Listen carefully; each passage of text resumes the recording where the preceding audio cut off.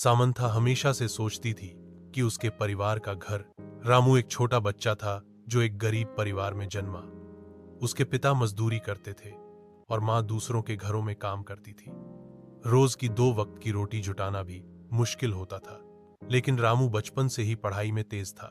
School जाने के लिए उसके पास चप्पल तक नहीं थी, लेकिन उसके सपने बड़े थे।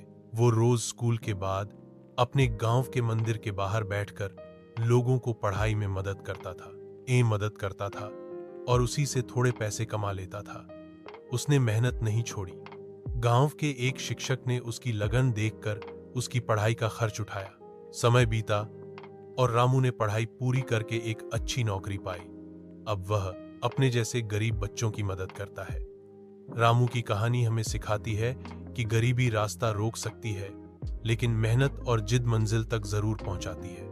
अगर तुम चाहो तो मैं इसे और भावनात्मक या विस्तार से भी लिख सकता हूं। एक कुछ खास नहीं। एक शांत पड़ोस में बसा हुआ यह एक आरामदायक 2 मंजिला घर था, जिसमें एक सफेद पिकेट बोर्ड और एक अच्छी तरह से रखा हुआ बगीचा था। फिर भी जैसे ही उसने एक दोपहर धूल भरे अटारी में घूमना शुरू किया, कुछ असामान्य एक झलक ने उसका ध्यान खींचा। दूर के कोने में भूले बिसरे डिब्बों के ढेर के नीचे उसने फर्श के तख्तों के नीचे छिपा हुआ एक संकरा ट्रैपडोर देखा। जिज्ञासा से भरकर वह घुटनों के बल बैठ गई और उसे खोला। छोटी सी नीचे स्थित कुएं ने एक धुंधली पुरानी सुरंग की ओर ले जाया। दीवारें पत्थर से बनी हुई थीं और भीतर से एक हल्की ठंडी हवा फुसफुसाती हुई प्रतीत होती थी। दिल की धड़कन तेज होकर सामंथा सावधानी से नीचे उतरी। उसकी टॉर्च अंधेरे में कटी हुई रोशनी। सुरंग उसकी उम्मीद से कहीं अधिक लंबी थी, पृथ्वी के नीचे मुड़ती और घूमती हुई। वह यह भावना नहीं हटा सकी कि वह अतिक्रमण कर रही है, कि कुछ था वह उसके लिए प्रतीक्षा कर रहा था।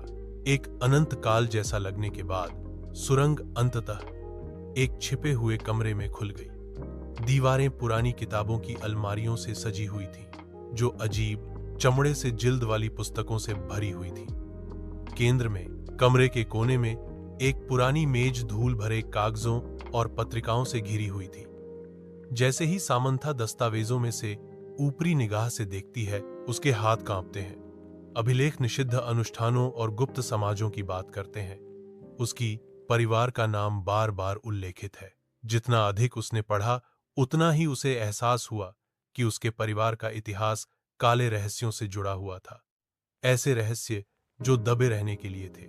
उसने कुछ ऐसा उजागर किया था जो कोई एक ऐसा तथ्य पता होना चाहिए था जो पीढ़ियों से छिपा हुआ था। जैसे ही इस खोज का बोझ उस पर पड़ा, उसने अपने पीछे से एक धुंधली आवाज सुनी, एक फुसफुसाहट, धीमी और ठंडी। वह अकेला नहीं था।